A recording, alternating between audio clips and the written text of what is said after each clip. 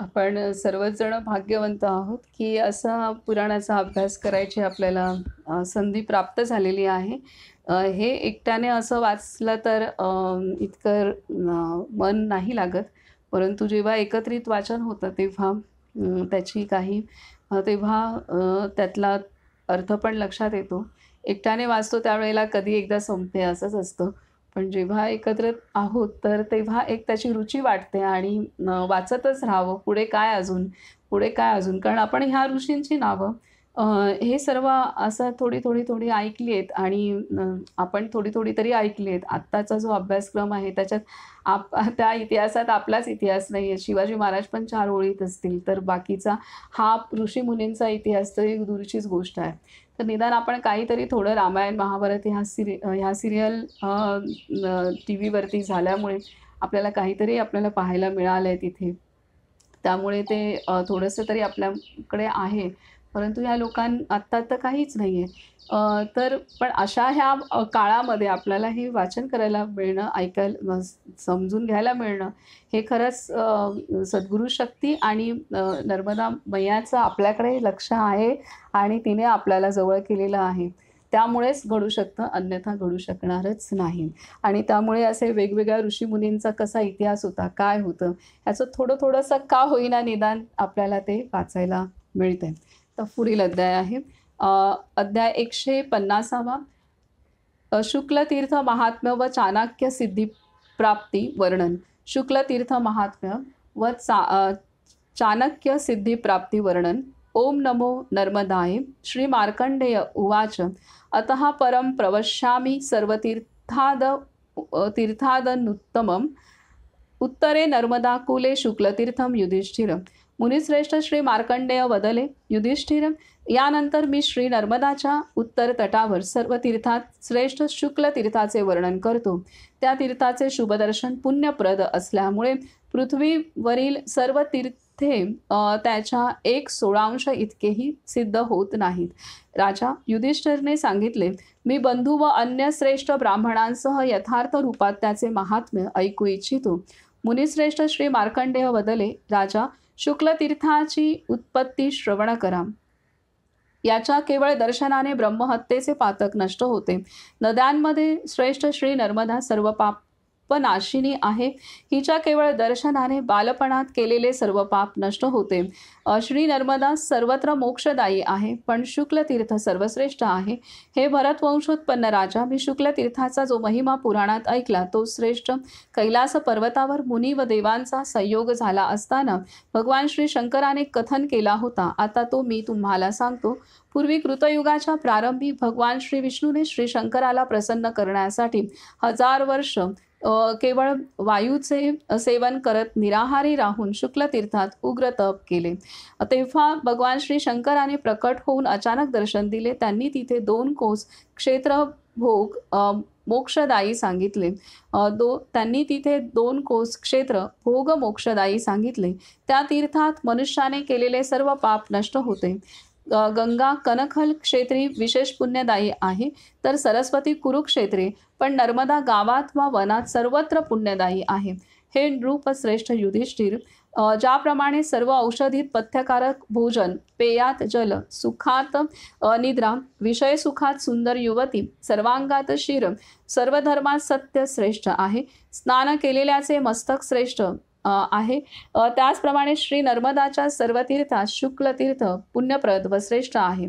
ज्याप्रमाणे नद्यांमध्ये गंगा, देवांमध्ये श्री विष्णू श्रेष्ठ, त्याप्रमाणे श्री नर्मदाच्या सर्व तीर्थात शुक्ल तीर्थ श्रेष्ठ मानले जाते. हे पार्थ, ज्याप्रमाणे चतुष्पादांत गाय, वर्णात ब्राह्मण, ग्रहात सूर्य, नक्षत्रात चंद्र, त्याप्रमाणे सर्व तीर्थात शुक्ल तीर्थ सर्वोत्तम आहे. ज्याप्रमाणे त्रैलोक्यात सनातन परमात्मा कळायला कठीण आहे, अगदी सूक्ष्म रूपातही तो निर्देश करण्यास अशक्य आहे, त्याप्रमाणे या शुक्ल तीर्थाचा महिमा आहे. राजा, मंदबुद्धी व महामोह यांचा समन्वय साधलेला मनुष्य श्री नर्मदा तटावर स्थित शुक्ल तीर्थाचा महिमा जाणू शकत नाही. धर्मपुत्र युधिष्ठिर, आता इथे अजून काय सांगावे. पापक्षय झाल्यावर पुण्योदय होताच शुक्ल तीर्थ प्राप्त होते. इथे स्नान करून शुचिरभूत झाल्यावर श्री नर्मदा जलाच्या एका ओंजळीने पितरांचे तर्पण केल्यावर कोटी सहस्र कल्पापर्यंत ते तृप्त हो राहतात. पृथ्वी तलावर निज पितरांचा पीडाविनाशक असा चाणक्य नावाचा राजा शुक्ल तीर्थाची महिमा योग्य प्रकारे जाणतो. राजा युधिष्ठिरने विचारले, ब्राह्मण श्रेष्ठ, शुक्ल तीर्थाचा विशेष ज्ञाता चाणक्य राजा कोण आहे? कोणत्या उपायाने त्याने या पृथ्वीवर या तीर्थाचे महात्म्य जाणले? याबाबत मला खूप उत्कंठा आहे. मी ते सर्व श्रवण करू इच्छितो. मुनिश्रेष्ठ श्री मार्कंडेय वदले, राजा, शुद्धोधनाचा नातू व इक्ष्वाकूचा पुत्र चाणक्य नावाच्या राजाने या पृथ्वीचा उपभोग घेतला. तो राजा महापराक्रमी, बुद्धिमान, शूर व सर्व लोकांनी सन्मानित होता. त्या राजाला एकदा 2 कावळ्यांनी धूर्तपणे धोका दिला. युधिष्ठिरने विचारले, त्या श्रेष्ठ राजाला धूर्त कावळ्यांनी धोका कसा दिला? पूर्वी या श्रेष्ठ बुद्धिमान महात्म्याने प्रतिज्ञा केली होती की तो दुसऱ्यांकडून फसवला गेल्यावर जिवंत राहणार नाही, निसंशय देहत्याग करेल. हे ब्राह्मण श्रेष्ठ, याबाबत सर्व मला सांगावे. मला ते ऐकण्याची अतिशय उत्कंठा आहे. श्री मार्कंडेय वदले, स्वतः फसवले गेल्याचे जाणवल्यावर राजा चाणक्याने दोन्ही धूर्त कावळ्यांना पकडून कठोर दंड देऊन यमसदनी पाठवले. कावळ्याने म्हटले, महाभाग, आम्ही दोघे सुंद व उपसुंदचे पुत्र आहोत. स्वकर्मवश पापयोनीत आलो. तुम्ही आम्हाला मारू नका. आदरणीय राजा, क्रोधाने मारण्याकरिता तुम्ही केलेल्या संकल्पाने आम्ही दोघे मेल्यावर वा जिवंत राहिल्यावरही उत्तम गती प्राप्त करू. राजेंद्र, तुम्ही आम्हाला तुमचे महान प्रिय कार्य करण्याची आज्ञा द्या. श्री महादेवाच्या वचनानुसार आम्ही दोघे पापरहित होऊ. त्या कावळ्याच्या वचनानुसार राजश्रेष्ठ चाणक्याने सांगितले, कोणाहीकडून कोणत्याही प्रकारे वंचित झाल्यावर मी जीवित राहणार नाही. तेव्हा तुम्ही दोघे यमलोकच तीर्थ समजा. न्यायपूर्वक मी तुम्हाला यमसदनी पाठवतो. तिथे श्रवण केलेले मला कथन करा. असे म्हणून राजाने माळाने चंदनाने भूषित करून शीघ्रगामी दोन्ही कावळ्यांना यमसदनी पाठवले. राजा म्हणाला, तुम्ही दोघे तिथे धर्मपुरात जाऊन इकडे तिकडे फिरा. जर तुम्हाला तिथे प्रजेचा संहार करणारा धर्मात्मा यमराजाने विचारले की तुम्ही कोठून आलात व तुम्हाला कोणी विभूषित केले आहे, तर तुम्ही निसंशय माझे वचन सांगा की इक्ष्वाकू कुलोत्पन्न धर्मशील राजा चाणक्याच्या मरणानंतर त्याच्या 12व्याला आम्ही दोघे भोजन आदीने तृप्त होऊन आलो आहोत. राजाचे वचन ऐकून ते दोघे यमपुरीत गेले आणि माळा व चंदनाने विभूषित असे ते तिथे अंगणात खेळू लागले. त्या दोघा धृष्ट कावळ्यांना धर्मराज यमाने पाहून विचारले, तुम्ही दोघे कोठून आला आहात? शिवाय तुम्हाला कोणी माळा व चंदनाने विभूषित केले आहे? कावळ्यांनो, हे सर्व तुम्ही निसंशय सांगा. कावळ्यांनी म्हटले, इक्ष्वाकूचा पुत्र धर्मशील राजा चाणक्याच्या मरणानंतर त्याच्या 12व्याला आम्ही दोघे भोजनादीने तृप्त केले गेले आहोत. तेव्हा यमराजाने दोन्ही कावळ्यांचे म्हणणे ऐकून चित्रगुप्त आणि कलिकाला सांगितले, अंडज स्वेदज जातीच्या प्राणीमात्रात चराचरासहित या संपूर्ण जगात श्री ब्रह्मदेवाने मला लोककर्ताचे सान्निध्य दिले आहे. पुराण इतिहासात इक्ष्वाकू पुत्र चाणक्याच्या गतीसंबंधी शोध घ्यावा. धर्मराज यमद्वारा प्रेरित धर्मपालांनी पुराणात कर्मानुसार सांगितलेल्या गती अगतीचे अनेक लोक योनींमध्ये एजा पाहिले. त्यानंतर राक्षसात श्रेष्ठ धर्मराज यमाने सर्व धर्मपालांना मेघगंभीर वाणीने सांगितले, श्री नर्मदाच्या निर्मल जलाच्या शुक्ल तीर्थात मरणाऱ्या अंडस्वेदज जातींच्या जीवांना माझ्याजवळ गती नाही. अर्थात ते यमलोकात येत नाहीत. जगात श्री ब्रह्मदेव, श्री विष्णू व श्री महेश्वराद्वारा सर्व लोकांच्या हितार्थ परमभक्तीने रचित धार्मिक तीर्थ आहे. पाप व उपपातकांनी युक्त जे श्री नर्मदा जलात स्थित शुक्ल तीर्थात मरण पावतात ते शुद्ध होतात. त्यानंतर ते माझ्या यमलोकात कधी येत नाहीत. यमराजाचे हे भाष्य ऐकून तसेच यमपुरी पारखून हे कुंतीपुत्र ते शीघ्रगामी दोन्ही कावळे परत आले. राजा चाणक्याने विचारल्यावर त्या दोघांनी प्रणाम केला. काकयोनी प्राप्त त्या दानवांनी जो वृत्तांत ऐकला तसेच जे काय घडले ते सर्व कथन केले. या स्थानातून निघून आम्ही दोघे पृथ्वीच्या दक्षिणेला अनेक योजन प्रदेश ओलांडून उत्तम यमपुरीत गेलो. ती यमपुरी इच्छेनुसार चालणारी सोन्याच्या दिव्य परकोटाने युक्त, मणी व सोन्याने भूषित तोरणासहित द्वार, चौरस्ते, राजमार्ग, उद्यान आणि वन, कमळांच्या ताटव्याने शोभित सरोवर, हंस व सारस पक्ष्यांच्या किलबिलाटाने तसेच कोकिळांच्या मधुर कुजनाने पूर्ण, शिवाय सिंह, व्याघ्र, हत्तींनी भरलेले, वृक्ष वानरांनी शोभित, स्त्री पुरुषांनी पूर्ण, नित्य उत्सवांनी शोभित, शंख, दुंदुभी, वीणा नि वेणूंच्या निनादाने प्रतिध्वनित असे ते नगर नित्य शोभायमान होते. यमराजाच्या मार्गात असूनही ते नगर स्वर्गलोकासम होते. नंतर तेथूनही पुढे यमराजाच्या आज्ञेने आम्ही दोघे जिथे भगवान यमराज होते तिथे पोहोचलो. तिथे सिंहासनावर बसलेल्या यमराजाला प्राणाच्या भीतीने बघितले. तो यमराज महाकाय, महाजांग, महास्कंद, अतिशय उंच, रुंद वक्षस्थल असलेला, महाबाहू, मोठा चेहरा व मोठे डोळे असलेला होता. तो मोठ्या रेड्यावर आरूढ श्रेष्ठ मुकुटाने शोभित होता. तिथे कलिकाल व बुद्धिमान चित्रगुप्त प्रज्वलित होणाऱ्या अग्निसमान येताना दिसले. जीवांच्या पापपुण्याचे जाणकार, शिवाय श्रुती स्मृती पारंगत असे ते जीवांच्या पापपुण्याचा निरंतर विचार करत रात्रंदिवस तिथे स्थित होते.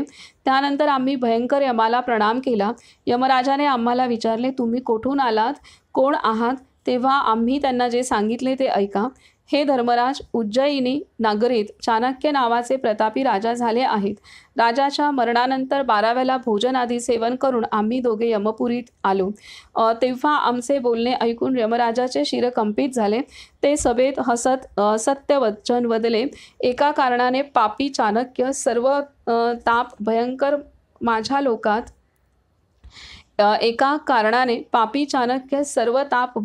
माझ्या लोकात आला नाही. कारण श्री नर्मदाच्या शुक्ल तीर्थात ज्या जीवांचा मृत्यू होतो ते उत्तम पद प्राप्त करतात. निस्संदेह माझ्या लोकात येत नाही. स्वाधीन अथवा पराधीन असा जो जीव त्या क्षेत्रमंडलात मृत्यू पावतो तो निश्चितच श्री शंकराचा अनुचर होतो. श्रेष्ठ राजा धर्मराजाचे वचन ऐकून नगराबाहेर येऊन आम्ही माणसांना नरकात विविध यातना भोगताना पाहिले. राजा 30 करोड घोर नरक आहेत, जे पाहून आम्ही अतिशय दुःखी व भयभीत झालो.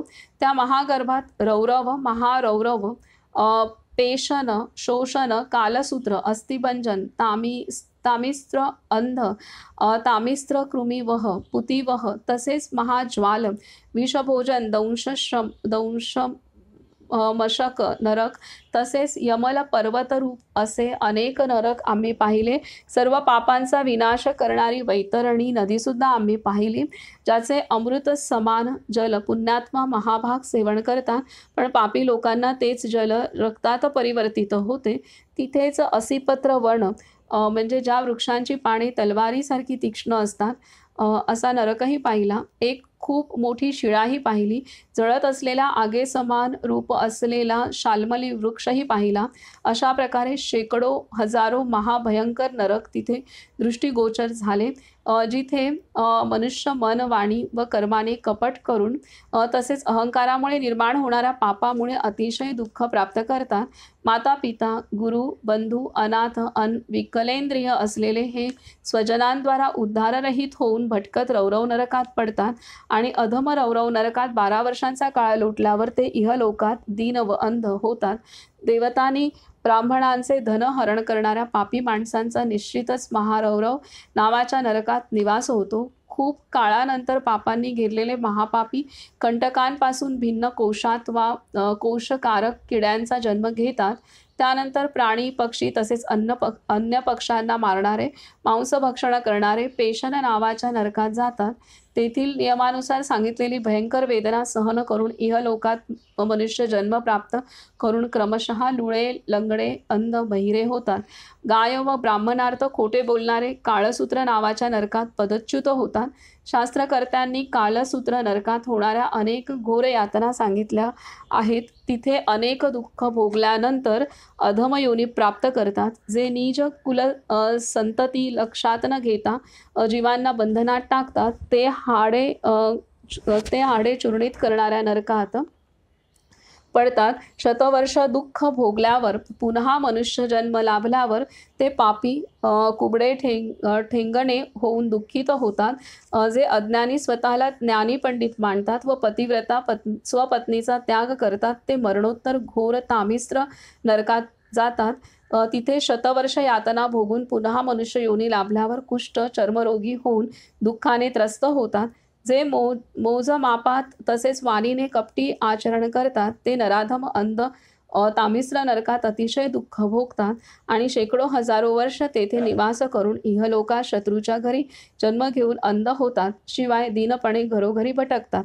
जे देवता पितर व ब्राह्मणांना भोजन न देता स्वशरीराचे पोषण करण्याकरता स्वतःच खातात ते कृमी भक्ष नावाच्या नरकात पडतात. ते प्रसूतीसमयी क्रीडायुक्त होऊन जखमी होतात. शिवाय त्यांच्या जखमातून दुर्गंधी येते. ते दुसऱ्यांच्या भाग्याच्या सहाराने जीवितार्थ चालवतात. स्ववर्ण आणि आश्रमाचा धर्मत्याग करून ज्यांचे स्वकर्मापासून पतन होते ते पापी हजारो वर्ष पुणे भरलेल्या नरकात क्लेश सहन करतात. तसेच तेथील पूर्ण काळ लोटल्यावर मनुष्य जन्म प्राप्त करतात. मनुष्य योनीत आल्यावर लोकांना भय वाटणाऱ्या अनेक रोगांनी ग्रस्त होतात. लोभनी मोहाने आवृत्त असे जे आग लावतात तसेच विष देतात ते विषाने भरलेल्या नरकात पडतात आणि शतवर्ष तिथे डुबतात. शिवाय जेव्हा पृथ्वीवर मानव जन्म लाभतो तेव्हा कृपण कंजूस होतात. जे आपल्या जीवनात पादत्राणे छत्री शय्यासन व पांघरुण आदी देत नाही त्यांना 7 जन्म डास आदी चावणारे जीव खातात. जो पित्याला दंड देतो त्याची धनसंपत्ती चोर लुटतात वा लपवतात. त्यांना युग्म पर्वत नावाच्या नरकात महापीडा दिली जाते. जे रजस्वरात स्त्रीशी समागम करतात ते रक्त वाहणाऱ्या महाघोर नदीत पडून रक्त पितात. पापी जीव महाभयंकर असिपत्र वनात पीडित होतात.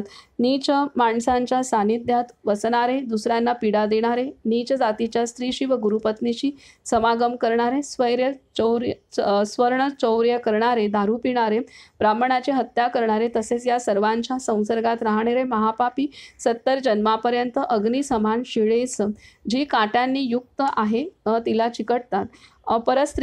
परस्त्रीत रममाण होणारे भयंकर काट्यांनी युक्त शाल्मली वृक्षाला चिकटतात. जो लोभी ब्राह्मणाचे देवतेचे धन हरण करतो तो पापी परलोकात गिधाडाचे उष्टे खाऊन जीवितार्थ चालवतो. अशा प्रकारे यमाच्या आज्ञेने पापी पापफल भोगतात. ज्यांच्या दर्शनाने शिवाय ज्यांच्या केवळ नावाच्या श्रवणाने भय प्राप्त होतं असे सुद्धा यमलोकात पापफल भोगतात. अशा प्रकारे पुण्यात्मा महाभाग यमराज मंदिरात दानाचे फलही भोगतात. यमराजाच्या आज्ञेने तिथे पापपुण्याचे फल सांगणारे यमदूत आम्ही पाहिले आणि त्यांच्याकडून आम्ही काही श्रवण केले. हे महाभाग राजा, तिथे महातपस्येत गर्क लोक कुणाच्या रथात, कुणाच्या हत्तीवर आणि कुणाच्या घोड्यावर विराजमान झालेले आम्ही पाहिले.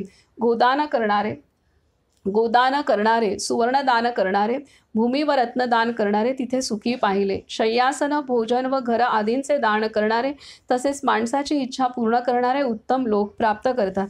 जे जलासहित अन्नदान करतात ते यमलोकात तृप्त संतुष्ट यमसदनी क्रीडा करतात. हे नृपश्रेष्ठ, हे जे काही आम्ही पाहिले तसेच श्रवण केले ते सर्व तुम्हाला सांगितले. आता आपणास जे प्रिय आणि योग्य वाटते ते करावे. जर आपण आम्हाला मुक्त करणे उचित समर्थनीय समजता तर आम्हास मुक्त करा. त्या दोघांचे म्हणणे ऐकल्यावर राजा चाणक्याने प्रसन्न चित्ताने वारंवार अभिनंदन करून त्या पक्षांना सोडले. हे भरत वंशोत्पन्न राजा, ते दोन्ही पक्षी निघून गेल्यावर निज सर्वस्व ब्राह्मणांना दान करून कामक्रोध आदींचा परित्याग करून राजा चाणक्य अमर पर्वतावर निघून गेलेत. तिथे काळ्या रज्जूने होडी मजबूत बांधून भगवान श्री विष्णूचे ध्यान करत पाण्यावर हलत डुलत तरंगत निघून गेलेत. आरोग्याच्या रक्षणार्थ श्री सूर्यदेवाला प्रार्थना आणि धनार्थ अग्निदेवाला प्रार्थना करणे कर्तव्य आहे. भगवान श्री शंकराकडून मनुष्य ज्ञान प्राप्त करतो तसेच श्री विष्णूच्या आराधनेने मोक्षप्राप्ती होते. ज्या काळ्या रज्जूने होडी बांधली होती ती रज्जू लाल निळी झाली. महाबुद्धिमान राजा चाणक्यने त्या रज्जूस शुद्ध स्फटिका समान पाहून श्री नर्मदाच्या निर्मळ जलात स्नान करून वैष्णव पद अर्थात मोक्षपद प्राप्त केले. वेदाचे जाणकार ब्राह्मण ज्या ब्रह्मतत्वाला पुराण, नारायण, सनातन, अच्युत आदी नावाने स्मरण करतात, त्या महात्मा राजपुत्र चाणक्याने निज शरीर शुभ शुक्ल तीर्थात त्याग करून त्या परमात्म्यास प्राप्त केले. या प्रकारे राजा चाणक्य राजाचे हे सिद्धी प्राप्त करण्याचे वर्तन मी तुम्हाला सांगितले. तसेच अन्य आख्यानही मी तुम्हाला सांगेन, तुम्ही ते एकाग्र चित्ताने ऐका. हा श्री स्कंद पुराणातील रेवाखंडाच्या पूर्व भागातील शुक्लतीर्थ महात्म्य व चाणक्य सिद्धी प्राप्ती वर्णन नावाचा 155वा अध्याय पूर्ण झाला. तर इथं या अध्यायामध्ये आपणाला संपूर्ण नरकामध्ये काय दृश्य असतं आणि किती प्रकारचे नरक आहेत तर हे दिलेलं आहे. जसं आपण जिवंत असतो त्यावेळेला काही शिक्षा ह्या जेलमध्ये होतात, तसं मृत्यूनंतर आणि त्या जेलमध्ये पण वेगवेगळे सेशन्स असतात. कोणी कशी गुन्हा केला आहे त्याच्यानुसार ते सर्व गुन्हे त्या गुन्ह्यानुसार शिक्षा पण वेगवेगळी असते आणि त्यांच्या खोल्या आणि त्यांचे जेल पण वेगवेगळे असतात. तसंच इथे मृत्यूनंतर जे सूक्ष्म गुन्हे आहेत आपले ते या जगत असताना एक लक्षात येत नाहीत, आपल्या पण येत नाहीत आणि इतरांच्या पण येत नाहीत. तर त्या सर्व गुणांचा लेखाजोखा हे यमदेवताच्या राज्यात होतो आणि तिथं आपण त्या आपल्या गुणांतून कसं मुक्त होईल याची सोय यमलोकामध्ये आहे. आणि तिथे मग आपल्याला त्या दृष्टीने ते जे काही आपल्या हातून घडलं असेल त्या सर्वांचं फळ तिथंसुद्धा आपणाला भोगावं लागतं. आणि त्यात एका दृष्टीने चांगलंही आहे, इथे भोगणं काय तिथे भोगणं काय, कुठेही भोगलं तरी ते, कारण आपण ते भोगल्याशिवाय आपण शुद्ध होत नसतो. तर हे आहे. तर ते कसं यमलोक आहे, तिथे काय काय दृश्य पाहिले आणि कुठल्या कर्माचं कसं फळ हे सर्व काही इथे त्या 2 कावळ्यांनी, ते कावळे ते त्या स्वरूपात होते परंतु पूर्वजन्मात ते राजपुत्रच होते. तर ते जेव्हा यमलोकात गेलेत आणि ते यमलोकातील वर्णन येऊन इथे चाणक्याला सांगितलं आणि त्यानंतर राजा चाणक्याला सुद्धा उपरती आली आणि त्यांनीसुद्धा सर्व काही दान करून, ब्राह्मणांना दान करून त्यांनी तपस्या केली आणि त्यांनी स्वतःचा उद्धार करून घेतला. आता आपण पुढील अध्याय वाचू. आता ह्याच शुक्ल तीर्थाच्या संदर्भात पुढील अध्याय पण आहे, त्यामुळे आपण तो सलग घेऊयात. अध्याय 156वा शुक्लतीर्थ महात्म्य वर्णन. ओम नमो नर्मदाय. ओम नमो नर्मदाय. श्री मार्कंडेय उवाच. नास्ति लोकेषु तत्तीर्थं पृथिव्यां यन्नरेश्वर शुक्लतीर्थेन सदृशमुपमानेन गीयते. मुनिश्रेष्ठ श्री मार्कंडेय वदले, राजा, त्रैलोक्यात तसेच या पृथ्वीवर असे कोणते तीर्थ नाही जे शुक्ल तीर्थासारखी उपमा देऊन सांगितले जाते. हे श्रेष्ठ शुक्ल तीर्थ मुनी संघाने सेवित पूर्व उत्तर कोणातील ईशान्य दिशेत श्री नर्मदाच्या तटावर स्थित आहे. इथे वैशाख महिन्याच्या कृष्ण पक्षातील चतुर्दशीला पार्वतीसह भगवान श्री शंकर स्वतः कैलासाहून येतात.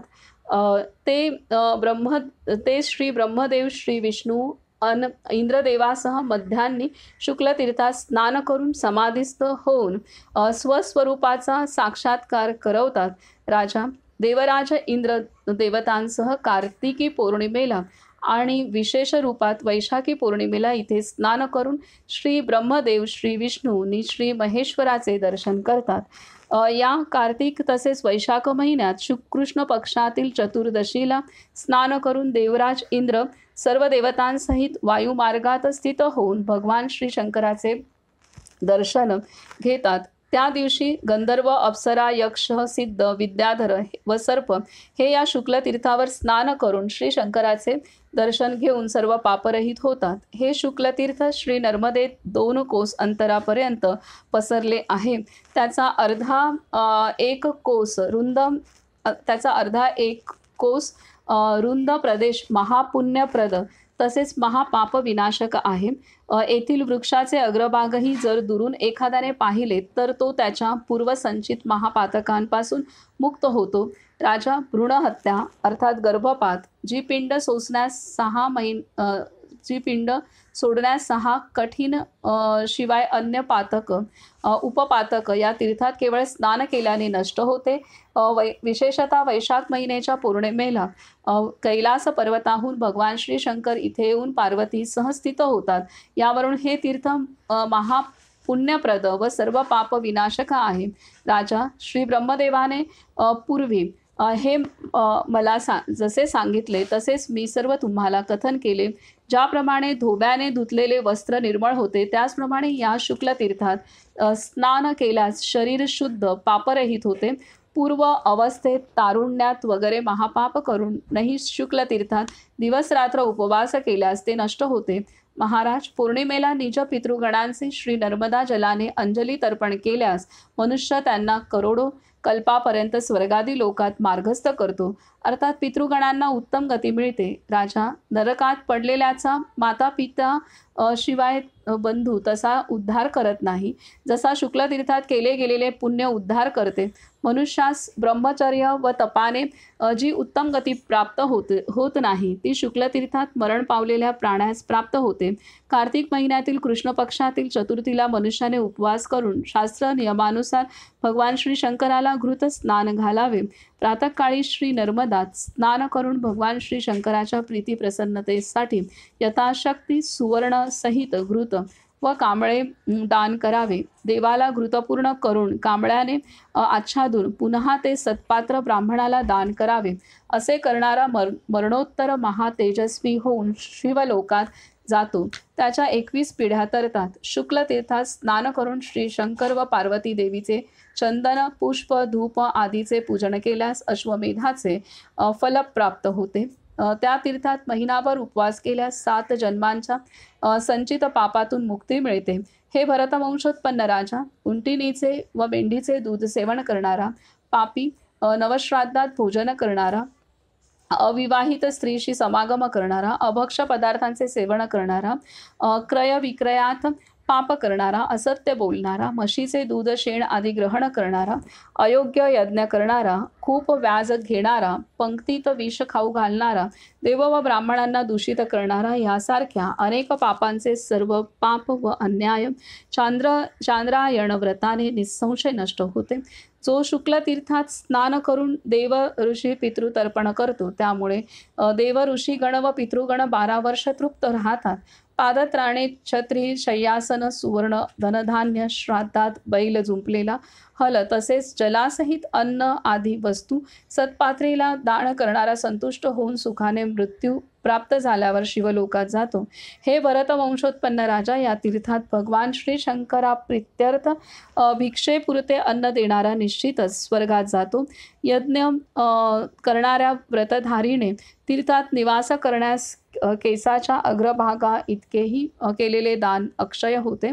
यज्ञ करणाऱ्या व्रतधारीने तीर्थात निवास करणाऱ्यास केसाच्या अग्रभागा इतकेही केलेले दान अक्षय होते. ज्याचे मन रागद्वेष रहित असते, ज्याच्या हृदयात भगवान श्री विष्णूचे ध्यान असते, अशा मनुष्याने एकाग्र चित्ताने शुक्ल तीर्थात अग्निप्रवेश करून देहत्याग केल्यास तो सर्व इच्छापूर्ती होऊन वरुण लोकात जातो.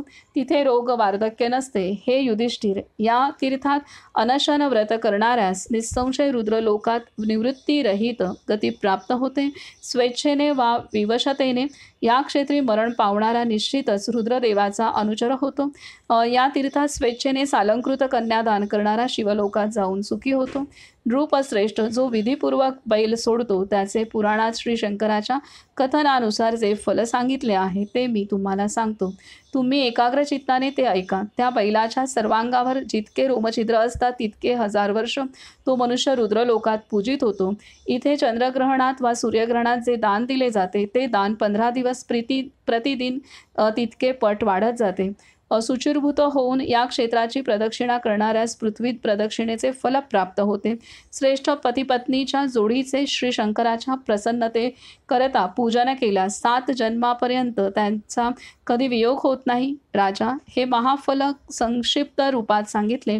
या शुक्लतीर्थाचे पुण्य भगवान श्री शंकराच्या मुखाने मी जसे श्रवण केले तसे तुम्हाला सांगितले. हे आख्यान भक्तिपूर्वक श्रवण करणाऱ्यास पुराणातील शास्त्रसंमत फल निसंशय प्राप्त होते. हे वारंवार सत्यच आहे. पुत्रार्थीला पुत्र, धनार्थीला धन व मोक्षार्थीला मोक्ष प्राप्त होतो. या शुक्लतीर्थातील स्नानदानाचे महाफल आहे.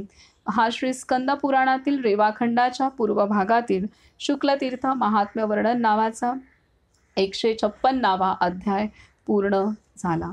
तर अशा रीतीने इथे आपण शुक्लतीर्थ जे जिथं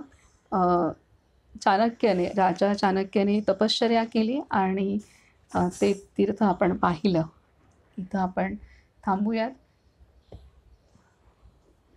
आणि असं खूप सुंदर रीतीने आपणाला हे यमलोक आपण आत्तापर्यंत ऐकत होतो, परंतु याचं प्रत्यक्ष वर्णन इथे यमलोकामध्ये जे दोन्ही कावळे जाऊन पुन्हा राजा चाणक्याला सांगितलं, त्यामुळे इथे आपणाला स्पष्ट झालेलं आहे. तर अशा रीतीने अनेक गोष्टी आपणाला शिकायला मिळत आहेत. तर हे नर्मदा माईची आपल्यावर झालेली कृपादृष्टी आहे, त्याशिवाय हे शक्यच नाही. तर आणि हे आपण जे वाचन श्रवण करतो आहे, तर त्याचंसुद्धा फळ आहे. त्याने सुद्धा चित्त शुद्ध होणं किंवा त्याचं जे फळ आहे, आता अर्थात आपण जिज्ञासेपोटी करत आहोत हे आहे, परंतु हे सर्व नोंद ही भगवतचरणी होत असते, हे इथे लक्षात येत आहे. आता आपण इथं थांबू. नर्मदे हर, नर्मदे हर, नर्मदे हर.